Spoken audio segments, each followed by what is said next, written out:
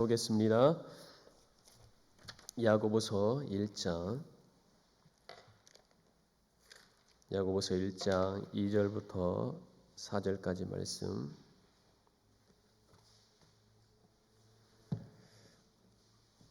야고보서 1장 2절부터 4절까지 말씀이 짧기 때문에 한 목소리로 합독하시겠습니다. 시작. 내 형제들아, 너희가 여러 가지 시험을 당하거든 온전히 기쁘게 여기라. 이는 너희 믿음의 시련이 인내를 만들어내는 줄을 너희가 알미라. 인내를 온전히 이루라. 이는 너희로 온전하고 구비하여 조금도 부족함이 없게 하려 함이라. 아멘. 할렐루야. 저희 교회 아주 막 기도가 뜨겁습니다. 아주 그냥 하늘에서 막 불이 내리는 것 같아요. 찬양도 뜨겁게 하시고, 감사합니다. 소망이 있습니다. 교회는요, 말씀과 기도와 찬양이 살아나야 됩니다. 성령의 역사가 임하면 교회는 부흥될 수밖에 없고, 또 교회는 이 지역을 살릴 수밖에 없고, 민족과 열방을 살릴 수밖에 없습니다. 세상의 유일한 소망은 교회입니다. 이거 꼭 잊으시면 안 됩니다. 오늘부터 이제 수요 예배 때 제가 설교를 할 때 신 목사님과 제가 이제 격주로 이제 설교를 하지만 제가 설교할 때 야고보서를 좀 생각해보고 살펴보려고 합니다. 여러분들은 야고보서를 읽을 때 어떠한 느낌이 드시는지요? 신학자들 가운데 야고보서를 가지고 많은 논쟁을 했다고 합니다. 성경, 신약 성경, 구약 성경이 있지만 야고보서만큼 이 신학자들 가운데 논란이 많았던 그런 성경이 없을 정도로 많은 논쟁이 있었다 그래요. 과연 이 야고보서가 하나님의 말씀일까, 하나님의 말씀이 아닐까에 대해서 많이 이렇게 논란이 있었는데 그 중에 의문을 가진 한 사람이 있는데 종교 개혁자 마틴 루터가 이 야고보서를 지푸라기 서신이라고 이야기를 했다고 합니다. 별로 중요하지 않다라고 생각을 했던 거예요. 왜 그랬을까요? 종교개혁자 마틴 루터, 종교개혁자들의 이 사상, 이 신학은 무엇에 꽉 차 있죠? 오직 믿음으로. 오직 믿음으로 그것이 종교개혁의 슬로건이었고 그것 때문에 종교개혁이 일어났는데 야고보서를 읽다 보니까 행함이 없는 믿음은 죽은 믿음이다. 행함이다. 이것을 계속 강조를 하다 보니까 종교개혁자들이 볼 때 이게 과연 성경이 맞는가라고 고민을 했다라는 거예요. 또 루터가 이 야고보서를 보고 좀 이해하기가 어려웠던 부분 중에 하나가 예수님에 대해서 그렇게 많이 나오지 않습니다. 예수님에 대한 부분이 별로 없기 때문에 오직 믿음, 오직 그리스도 이러한 걸로 이게 종교개혁을 이루었던 루터가 보기에는 좀 아닌 것 같다라는 생각을 했다고 합니다. 이렇게 루터나 신학자들은 이 야고보서가 좀 논란의 대상이 되고 별로 연구할 가치가 없다라고 생각을 했었는데 재미난 사실은 일반 성도들 있잖아요. 일반 성도들. 저도 목회자지만 연구는 하지만 종교 개혁자들 이런 분들처럼 막 신학자는 아니지만 일반 성도들 안에서 신약 성경 안에 두세 번째로 유명한 이 성경이 야고보서랍니다. 그만큼 인기가 있다라는 거예요. 일반 성도들 안에서는. 왜냐하면 어떻게 살아가야 되는지 실천적인 부분들을 구체적으로 막 이 야고보서가 찝어주니까 인기가 일반 성도들에게 많았다라고 합니다. 제가 그래서 야고보서를 이제 수요 예배 때 설교를 하려고 하는 이유 중에 하나가 이겁니다. 우리가 믿음이 있다고 말은 하지만 그 믿음이 우리들의 삶 가운데 분명하게 구체적으로 드러나고 있는가에 대하여 한번 우리가 야고보서를 생각해 보면서 우리의 믿음과 신앙을 점검해 보았으면 좋겠습니다. 외국의 신학자들과 목회자들이 한국 교회의 성도들을 볼 때에 2번 놀란다고 합니다.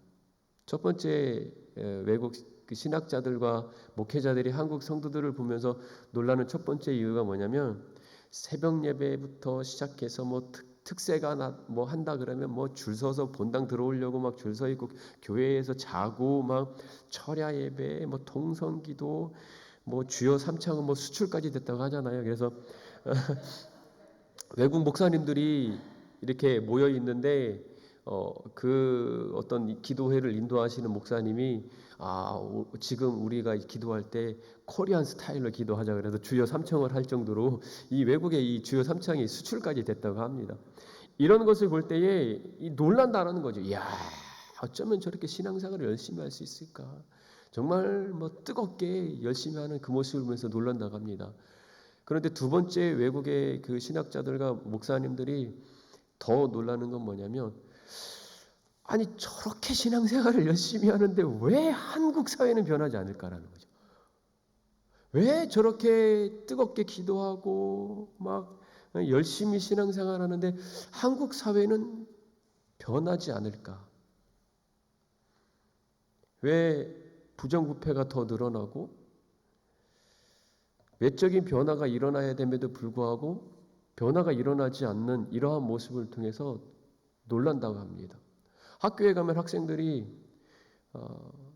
지금 한국에도 좀 유명한 학교가 이제 포항에 있는 한동대학교는 뭐 시험 감독관이 없는 그러한 걸로 아주 유명하잖아요, 그죠?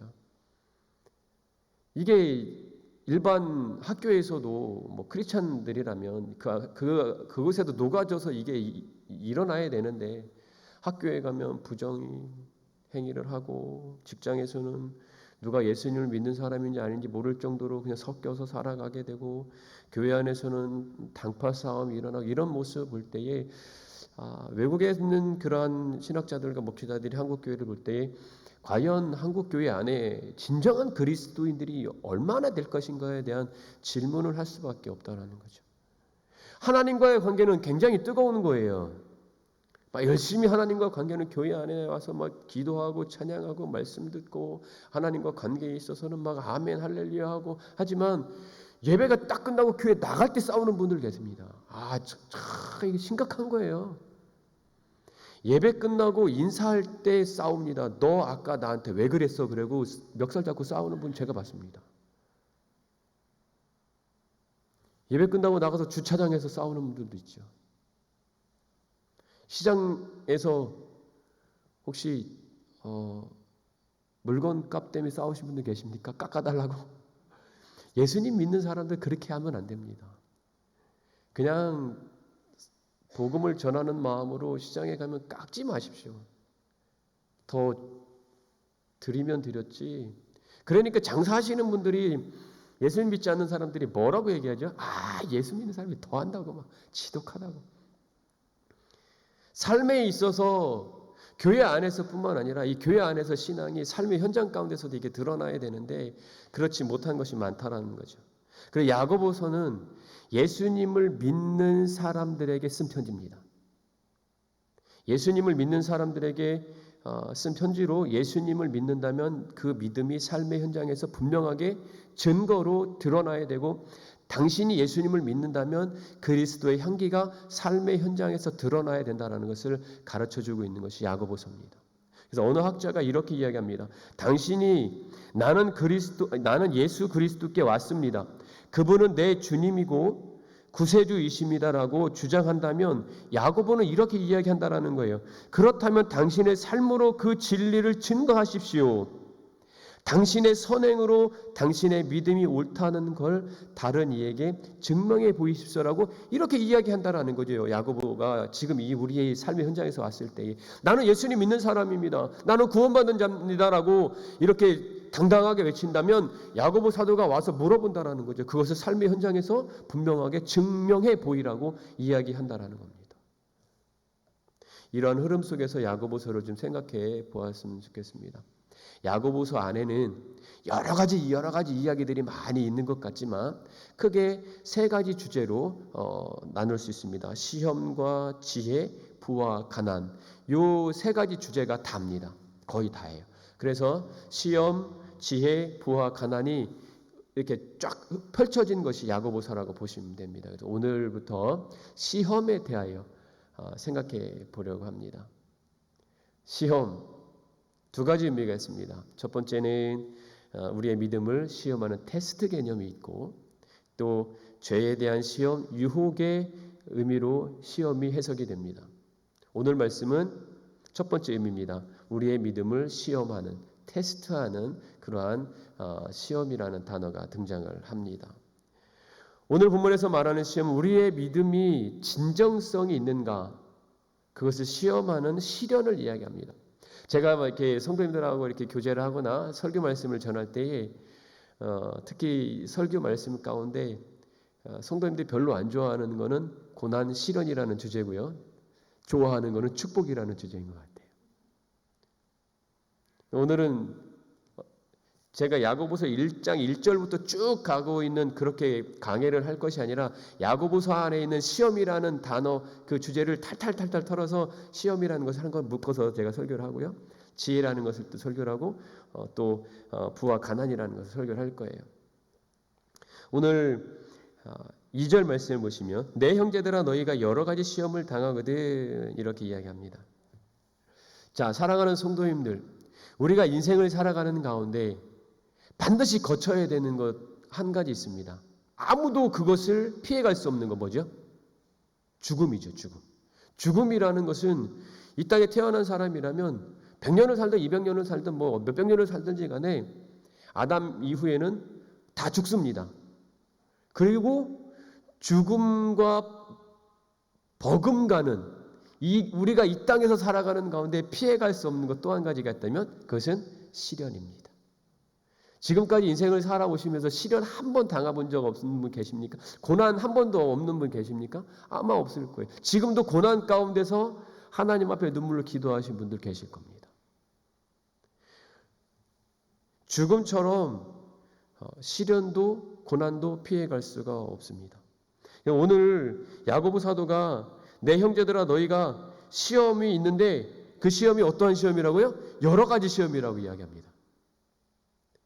이 여러 가지라는 단어의 헬라어의 뜻은 다양한, 가지각색, 다채로운이라는 뜻을 가지고 있는데 우리가 인생을 살아가는 가운데 다양한 시험이 온다는 거예요. 가지각색의 시험은 어떤 것이 우리에게 다가올지 아무도 모른다는 거예요. 이거 하나 해결된 것 같은데 이거 터지고, 이거 해결된 것 같은데 저거 터지고.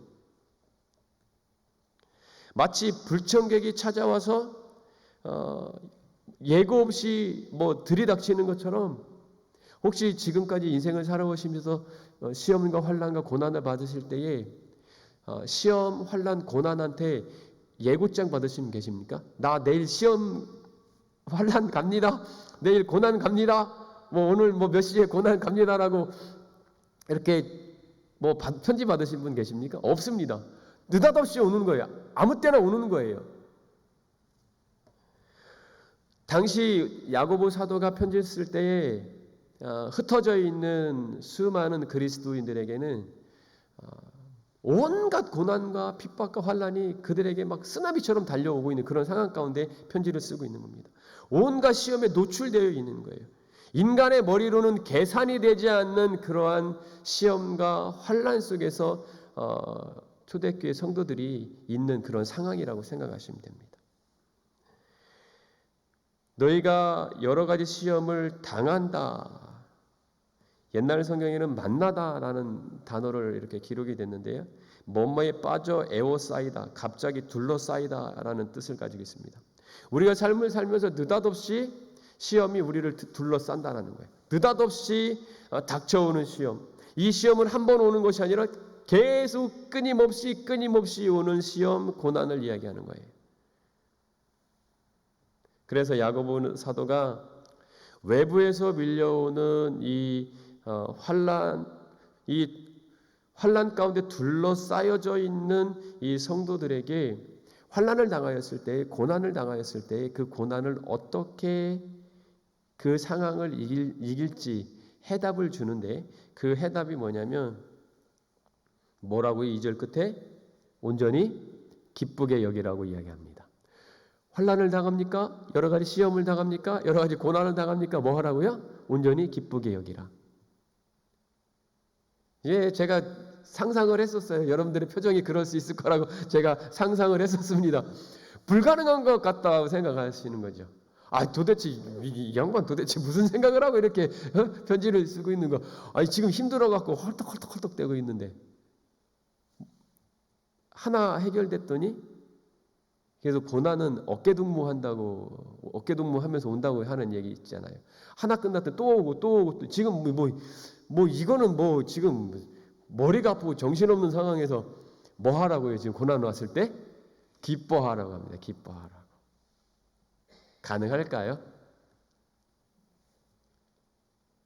자, 우리의 이성으로는 가능하지 않습니다. 그죠? 우리 이성으로는 가능하지 않습니다. 하나님이 야고보 사도를 통해서 고난 당합니까? 그럼 기뻐하라고 이렇게 우리에게 말씀을 하셨다면 할 수 있게끔 하신다라는 거죠. 믿으십니까? 우리가 할 수 있기 때문에 말씀을 하시는 거예요. 할 수 없다면 하나님 여기에 이렇게 명령하시지는 않습니다. 만약 이것이 가능하다면 어떻게 시험과 고난과 환난 가운데 있을까? 우리 환난 가운데 있을 때 우리가 기뻐할 수 있을까? 결론적으로 말하면 따라삽니다. 예수님 믿는 사람은 가능하다. 아, 이거예요. 예수님을 믿는 사람은 고난이 와도 환난이 와도 기뻐할 수 있다라는 것이 가능하다라는 것을 야고보 사도가 이야기하고 있는 거예요. 그런데 자, 이제 우리가 환난이 왔어요. 고난이 왔어요. 그런데 기뻐한다라는 것을 예수님 믿지 않는 사람들이 본다면 어떻게 생각할까요? 이성적으로는 우리도 이성적으로 판단했을 때 이해가 되지 않고 불가능한 것 같고 비상식적인 것 같은데 예수님 믿지 않는 사람들이 이 본문을 읽고 우리가 환난 당했을 때 기뻐하는 모습을 본다면 이해가 되겠습니까? 인간의 본성은요, 환난이 오고 고난이 오고 우리의 삶 가운데 어려움이 올 때에 우리의 본성은 어떻게 반응을 하냐면 불평하고 원망하고 좌절하고 쓰러지고 낙심합니다. 이것이 우리 인간의 본성이에요. 예수님 믿는 사람은 본성대로 살아가는 것이 아니다라고 이야기하는 거예요. 환난이 오고 고난이 오고 핍박이 왔을 때 기뻐하라는 것은 우리 인간의 본성을 뛰어넘는 삶을 살 것을 이야기하고 있는 겁니다. 우리 인간의 본성을 뛰어넘는 삶을 살아간다는 것을 예수님 믿지 않는 사람들이 볼 때에는 충격적인 거죠. 도대체 저 사람들은 뭐길래 저렇게 살지? 그런데요, 야고보 사도가 오늘 이렇게 저와 여러분들에게 말씀하시는 이 말씀은 무엇을 이야기하냐면 그리스도인들은 세상에 나아가서 신선한 충격을 주는 삶을 살아야 된다는 것을 강조하고 있는 거예요. 신선한 충격을 주어야 된다. 환난이 있고 고난이 왔고 주변에 있는 사람은 다 알아요. 아, 저 사람은 몸이 아파. 이런 병이 들었어. 저 사람은 집이 지금 이렇게 힘들어. 저 사람은 가정 힘들어. 이런 것을 주변에 있는 사람, 예수님 믿지 않는 사람이 다 알아요. 그런데 삶의 현장에서 기뻐하고 감사하고 하는 이러한 삶을 살아갈 때에 그들에게는 어떤 현상이 일어나냐면 신선한 충격을 받는다라는 거죠. 어떻게 저런 삶을 살 수 있을까?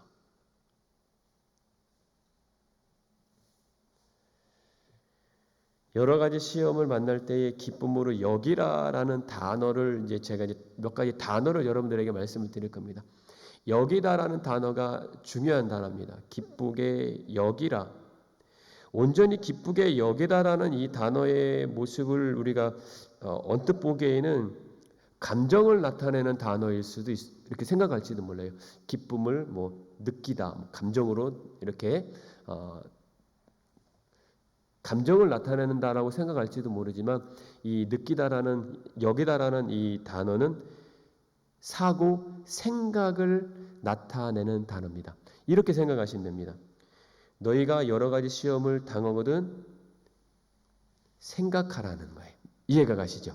기쁘게 여기다라는 것은 너희가 여러 가지 시험을 당할 때에 생각해봐라는 그런 의미를 갖고 있습니다. 그래서 야고보는 자신이 만난 환경, 고난, 여러 가지 힘들고 어려운 상황에 만났을 때에 어떻게 기쁨을 느껴야 하는지를 말하는 것이 아니라 어떻게 기뻐해야 되는지를 생각해야 된다라고 이야기하는 거예요. 자, 왜 야고보 사도가 이 여기다라는 단어를 사고 생각이라는 그런 의미로 그런 단어로 기록을 했을까요? 자, 환란이 딱 다가왔습니다. 고난이 딱 다가왔어요. 어려운 문제가 딱 닥쳐왔습니다. 그러면 제일 먼저 우리의 생각이 매몰됩니다. 생각이 생각을 낳고 생각이 생각을 낳고 생각이 생각을 낳아서 우울한 생각, 부정적인 생각이 제일 먼저 오죠. 몸이 아파요. 검사를 했어요. 결과가 안 나왔어요. 그런데 우리의 생각은 암일지도 몰라. 죽으면 어떡하지? 이런 생각 가운데 계속 빠져 있는 거죠. 혹여나 결과가 나타났어요. 그것을 대부분 암 때문에 죽는 사람보다도 우울증이나 생각에 사로잡혀서 그러한 것들로 인해서 죽는 사람이 더 많다라는 것 아마 들어보셨을 겁니다. 왜 그럴까요? 생각의 지배를 받아서 그래요. 그래서 야고보 사도가 여기라라는 것은 환란이 오고 고난이 오고 할 때에 그 고난을 어떻게 이기고 그 고난 가운데서 어떻게 기뻐해야 될지 늘 생각하라는 거예요. 생각의 지배를 당하지 말고 환란 때문에 생각의 지배를 당하지 말고 우리에는 늘 생각을 해라는 거예요. 무슨 생각? 그것이 뭐냐면 3절입니다. 이는 너희의 믿음의 신은 인내를 만들어내는 줄 너희가 알미라. 무슨 생각을 해야 되냐면 이 어려운 상황, 이 환란의 목적이 무엇인가를 생각해 보라는 거예요. 왜 하나님이 이 환란을 주셨을까? 왜 하나님이 나에게 이 고난을 주셨을까라고 이 환란에 대한 고난에 대한 목적이 무엇인지를 생각해 보아야 되는데 3절에도 그래서 알미라는 그 단어는 이 시험의 목적이 무엇인지를 알아야 된다는 것을 이야기하고 있는 거예요. 그래서 어느 주석가가 이렇게 얘기합니다. 문제들을 기쁨으로 여겨야 하는 것은 우리가 실제로 그런 문제를 즐거워하기 때문이 아니라 그 안에는 분명한 하나님의 목적이 있기 때문이다. 그리고 그 목적은 하나님께서 우리를 입증하시기 위해 우리를 테스트하신다. 그래서 뭐라 그러냐면 연단은 성도들의 믿음의 진위를 테스트하는 과정이다 라고 이야기합니다. 왜 하나님이 나에게 이러한 고난과 어려움을 주셨을까? 목적이 분명하다라는 거예요. 그 목적은 나의 신앙을 점검하시는 그런 과정이다라는 것을 알아라 라고 이렇게 얘기합니다. 생각을 하셔야 된다는 거예요. 무슨 생각을요? 왜 나에게 이 어려움이 왔을까? 생각하고 기도하고 말씀을 보고 생각하면서 결론을 오늘 야고보 사도가 이야기합니다. 우리에게 여러 가지 환난과 고난이 오는 것은 우리의 믿음을 하나님이 점검하시는 그러한 과정이다라는 것을 알고 깨달으라고 이야기합니다. 그리고 나서 인내의 목적도 이야기합니다. 4절 말씀 인내를 온전히 이루라. 이는 너희를 온전하고 구비하여 조금도 부족함이 없게 하려 함이다라고 이렇게 합니다. 인내의 목적을 또 이야기합니다. 인내의 목적은 견디고 참는 것이 목적이 아니다라는 거예요. 인내의 목적은 인내 자체가 목적이 아니라 하나님의 사람으로 예수님의 제자로서 성숙함에 이르는 것을 입증하는 것이 인내라는 거죠. 그래서 구비하여라는 단어가 어떤 의미냐면 무엇이 점점 증가한다라는 거예요. 이 무슨 말이냐면 인내의 과정을 통해서 믿음과 나의 인격이 점점점 증가한다는 거예요. 점점점 성숙해 간다라는 것을 이야기하는 거예요. 우리가 고난이 오고 환난이 오고 시험이 오고 어려움이 왔을 때에 기뻐할 수 있는 그 분명한 이유는 뭐냐면 하나님이 그것을 통해서 나를 하나님의 사람으로 예수님의 제자로 성숙시켜가는 과정이 있기 때문이다라는 분명한 목적이 있기 때문에 우리는 기뻐할 수 있다라고 야고보 사도가 이야기합니다. 그런데 한 가지 조건이 있습니다. 그것은 뭐냐면 따라합니다. 하나님을 절대적으로 신뢰해야 된다. 하나님을 절대적으로 신뢰하는 믿음이 있을 때 가능하다라는 거예요. 자, 왜 이것이 중요하냐면 하나님을 절대적으로 신뢰한다면 이 말씀이 믿어지잖아요. 그죠? 그러면 하나님을 절대적으로 신뢰한다면 어려운 문제가 왔어요. 이 어려운 문제가 턱하니 왔어요. 그럴 때 뭐 하라고요? 생각하라는 거죠. 여러분 이거 기억하셔야 됩니다. 어려운 문제가 왔어요. 그러면 이 어려운 문제가 왔을 때에 기억하셔야 될 건 생각해야 된다는 거예요. 생각하라는 거예요. 무엇을? 하나님이 이 어려운 문제를 나한테 왜 던져 주셨을까? 그래서 무엇이 필요하다고요? 하나님에 대한 절대적인 신뢰가 필요하다는 거예요. 그렇지 않으면 어떤 현상이 일어나죠? 이 어려운 문제가 나한테 왔어요. 하나님을 절대 신뢰하지 못하면 도리어 뭐라 그러죠? 하나님 왜 나에게 이 시험을 주셨습니까? 왜 나에게 이런 고난을 주셨습니까? 무엇이 나오죠? 원망과 불평이 나오죠. 그런데 하나님을 절대적으로 신뢰하는 믿음이 우리에게 딱 버티고 있다면 어떠한 시련과 어떠한 어려움이 온다 할지라도 하나님께 묻는 거죠. 하나님, 목적이 무엇이죠? 나에게 이 어려운 시련을 주신 목적이 무엇이죠? 그리고 무엇을 기도하죠? 이겨낼 수 있는 믿음을 주십시오라고 하나님을 신뢰하고 바라보는 그런 삶을 살아갈 수밖에 없다라는 겁니다. 말씀을 정리합니다. 야고보서를 제가 아까 쭉 정리해 드렸습니다. 야고보서는 예수님을 믿는다면 그 믿음이 삶의 현장에서 분명하고 구체적으로 드러나야 된다고 말씀을 드렸습니다. 그러는 상황 속에서 야고보 사도가 첫 번째 주제 시험, 고난, 환난을 왜 이야기했을까요? 삶의 현장에서 우리가 믿음이 있다면 그 믿음을 증명해내는 그러한 삶을 살아가야 되는데 왜 야고보 사도가 첫 번째 주제로 시험, 환난, 고난이라는 것을 딱 우리에게 던져줬을까요? 고난 당했을 때, 환난 당했을 때 우리의 믿음이 분명하게 드러나기 때문에 그렇습니다. 여러분들의 믿음이 언제 확연하게 드러나는지 아십니까? 고난 당했을 때입니다. 환난을 딱 맞았을 때 그 사람의 믿음이 진짜 믿음인지 아닌지는 거기서 드러나는 거예요. 우리가 경험했잖아요. 코로나 때. 코로나가 딱 터졌어요. 코로나 딱 터졌을 때에 어떤 분들은 그래 이 코로나가 이기나 네가 이기나 내가 이기나 한번 붙어보자 해서 열심히 기도의 자리로 마스크 방역수칙 하면서 예배의 자리로 나옵니다. 그런데 어떤 분들은 잘됐다. 기회로다. 이 시간은. 그런 분들 많습니다. 스스로 점검해 보셔야 됩니다. 코로나라는 것을 그래서 많은 학자들도 그렇고 많은 목사님들이 코로나를 하나님이 왜 던져줬을까? 이 모든 온 우주 만물을 창조하시고 다스리시고 섭리해 가시는 분이 하나님인지 믿으십니까? 그럼 코로나도 하나님께서 어쨌든 허락하였기 때문에 코로나가 온 거예요. 그러면은 자 이것을 이제 오늘 말씀을 적용해 봅니다. 코로나가 딱 왔어요. 첫 번째 뭐 하라고요? 생각하는 거죠. 여러분들 이거 기억하셔야 돼요. 반드시 기억하셔야 됩니다. 문제가 발생할 때 코로나가 딱 왔어요. 생각하는 거죠. 하나님이 왜 코로나를 주셨을까? 목적이 무엇일까? 여러 가지 수많은 목적들이 있습니다. 한 가지로 딱 정의 내릴 수는 없어요. 그 중에 하나가 이구동성으로 하는 것이 진짜 믿음을 가진 사람이 있는지 진짜 믿음이 아닌지를 하나님이 갈라놓으셨다라고 하는 분들이 많습니다. 코로나를 통해서 우리의 믿음을 점검하셨다라고 해석하는 분들이 많습니다. 저 또한 그렇게 해석합니다. 여러 가지 의미들이 굉장히 많아요. 하나로 정의내릴 수는 없습니다. 그런데 그 중에 하나가 하나님이 코로나를 통해서 목사부터 저기 평신도 어린아이들까지 다 탈탈탈탈 털어서 흔들어서 믿음이 진짜 믿음이었는지 아닌지를 하나님이 보시고 있다라는 겁니다.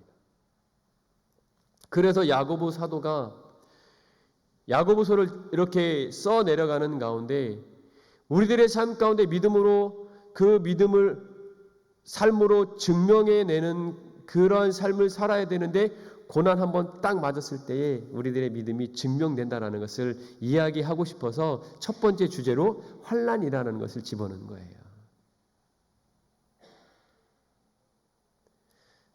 사랑하는 성도님들, 우리의 인생에서 고난과 환난은, 시험은 반드시 찾아온다라는 것을 전제하고 살으셔야 됩니다. 복음을 듣고 예수님을 믿고 복 받습니다, 복 받습니다라고 하는 기복주의 신앙 때문에 한국 교회가 어려웠던 건 뭐냐면 환난이 왔을 때는 해석이 안 되는 거예요. 무슨 말씀 이해 가시죠? 예수님 믿으면 복 받는다고 하는데 환난이 확 다가왔어요. 환난 그것도 한 번 다가온 게 아니라 쓰나미처럼 밀고 왔어요. 그래서 많은 사람들이 환난 맞았을 때에 신앙 떠난 사람들 굉장히 많습니다. 이해가 안 되는 거예요. 예수님 믿으면 복 받는다고 했는데 이 환난이 뭐냐 이거죠. 아닙니다. 예수님 믿어도 환난 옵니다. 믿으십니까? 이거 인정하셔야 됩니다. 우리가 천국 가는 그날까지 환난은 지속적으로 온다라는 것을 전제하고 살으셔야 돼요. 그리고 그 환난과 고난이 우리를 덮을 때에 한 가지 분명하게 하셔야 될 거, 당황하지 말고 뭐 하셔야 된다고요? 생각하셔야 됩니다. 하나님을 절대적으로 신뢰하고 바라보면서 생각하셔야 돼요. 물어보셔야 돼요. 하나님, 이 고난의 목적이 무엇입니까? 이 어려움의 목적이 무엇입니까? 물어보셔야 됩니다. 오늘 이후로 어떠한 시험이 온다 할지라도 여러분들은 반드시 이 스텝을 밟으셔야 돼요. 왔어요. 환난이 왔어요. 그럼 뭐 하시라고요? 생각해야 됩니다. 하나님을 절대적으로 신뢰하는 그 믿음을 가지고 하나님 앞에 물어보셔야 돼요. 하나님, 이 환난의 목적이 무엇입니까? 제가 계속해서 반복해서 하는 이 분명한 이유가 있습니다. 잃어버리시면 안 된다는 거예요. 하나님을 신뢰하고 믿음의 반응을 해야 됩니다. 그 믿음의 반응은 고난에 매몰되는 게 아닙니다. 생각에 사로잡혀서 매몰되는 게 아닙니다. 나의 믿음, 나의 신앙, 나의 인격을 성숙하게 만드는 하나님의 위대하신 목적이 있다라는 것을 믿음의 눈으로 바라보시고 좌절하지 말고 낙심하지 말고 오늘 야고보 사도가 말씀하신 대로 기뻐하는 삶을 살라고 말씀을 합니다.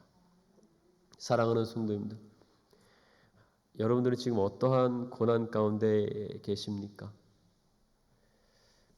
어떤 분은 육신의 질병 때문에 힘들어하시는 분 계십니다.